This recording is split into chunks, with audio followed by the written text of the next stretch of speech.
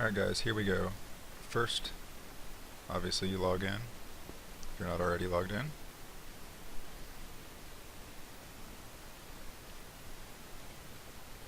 And then down here in the bottom left hand corner is the button for the continent map. You can also press V to go straight to it. This is the map overview. Right now we don't have any tiles, but if we did, when you moused over any of these continent areas, our tiles would be glowing. So it's kind of nice to get an idea of how much space we've taken and how many tiles we have. If you see these white tiles here, that means that those tiles have been released. So Rampage decided to block off this whole corner. And here we're going to go into Colonial. So because we don't have any tiles yet, you see all these arrows pointing down, and that means they're landing zones. The beach is a landing zone. So if you'll look here, see all these tiles have beach on them, and then these ones with grass, those are not landing zones. So ideally we want to own not landing zone tiles so that people can't just set siege on us whenever they feel like it.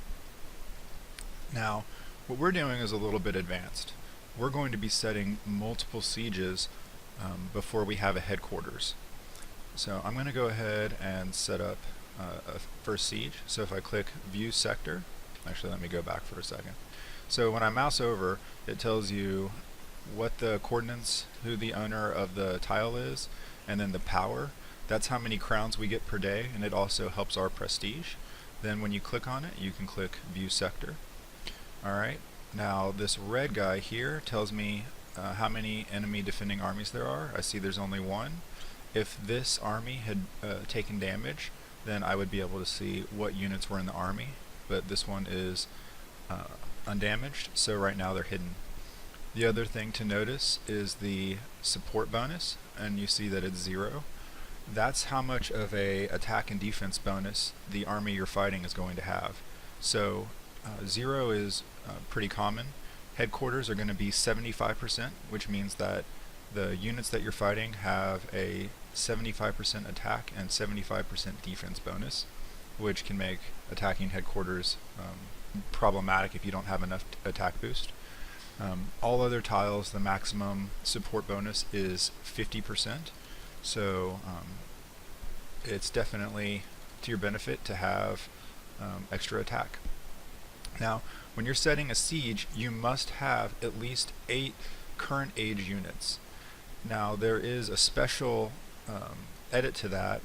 Rogues and drummers and color guard are considered no age, so they can be put in for any army. So in this case, I'm using 8 rangers because they are current age. Now this is the deploy siege army button, this little arrow here. And if you look at the mouse over, that's going to be the cost to siege. The more tiles we own, or the more sieges that are set, the more it costs to set a siege. So when I click that button, it'll show us how much treasury we have, how much I have in stock of each of those things, and then what it will cost to set the siege. So now when I click pay in place now, the siege is set. And you can see here that there are these crossed swords that show that this tile is under siege. And when I back out and then come back in, it will show that we are the ones who have set siege on this. Now that we have siege set, you can't see all the other arrows for landing zones, but I happen to know, top secret, that we can set siege somewhere else. So we'll come over here and we'll set siege somewhere else. Boom. Now notice that the cost to siege has gone up because another siege is placed. It also costs more when we have more tiles. So at first, when we only have a few tiles, it's not very expensive, but when we have, say, 15 or 20, it can be 400 or 500 of each good to set siege. When we're working in all ages, we're using metals, and we have practically unlimited metals, so there's no concern there. So now I have set 2 sieges. You see there's one here and there's one here, and it looks like, if you see that shield that's going up, it looks like somebody from the guild has already started taking this tile.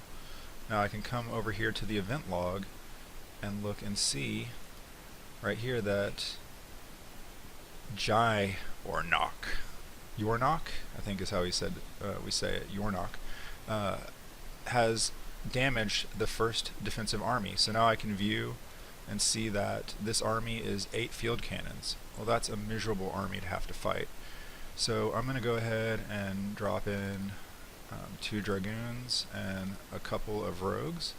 And now if I hit auto battle, it will immediately auto battle from this screen. Or I can press attack, and it's going to take us in to your normal attack screen. Look, Kraken got one of them. So now I'm going to go ahead and just auto battle. And now you see that this army has 3 damaged. And you can see over here, Jai did 2 of them, and I did 1. Now I can come over here and do the same sort of thing. Let's see what kind of armies we have here.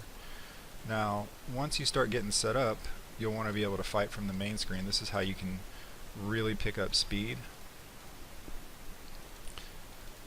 And if we are under, like if our siege is under attack, then you'll definitely want to go faster, but right now we're not seeing that the siege is being broken. Now if somebody were to be attacking our siege, what would happen is instead of seeing a green shield, what we would see is red swords that are crossed, which indicate that our siege army is being damaged. Alright?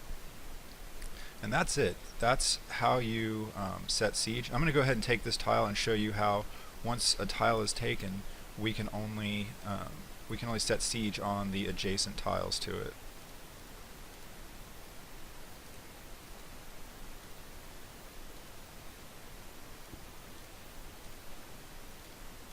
Sorry about the wait here.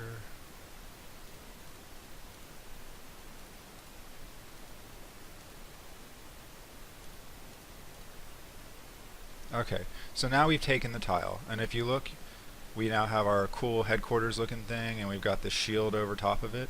That means that this tile is protected. Right now, no one can attack this tile.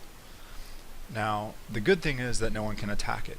The bad thing is that we can't attack from a protected tile unless it's the headquarters. So now, say I try to set siege over here, and it says this sector is not adjacent to your headquarters or one of your guild's unprotected sectors. Boo. But I can come to this one and I can still set siege. So what we're planning on doing here on the all age map is setting sieges all up in here and over here. Where am I going? Over here in this little section here, so that we can we want to be able to hit these tiles here because these are not landing zone and they've got a bunch of trees. I guess that's the last thing to say, and then I'll cut this video off. The number of trees that a tile has affects how much power you get. So you can see like this one has a 96 power, this one's worth 128, and this one's worth 192. Obviously we want to have tiles that have more trees because it gives us more power, which affects our guild ranking, which is this guy here. Alright, I think that pretty much covers it. I took a long time, but hopefully this has given you a good idea of how GvG works. Take care.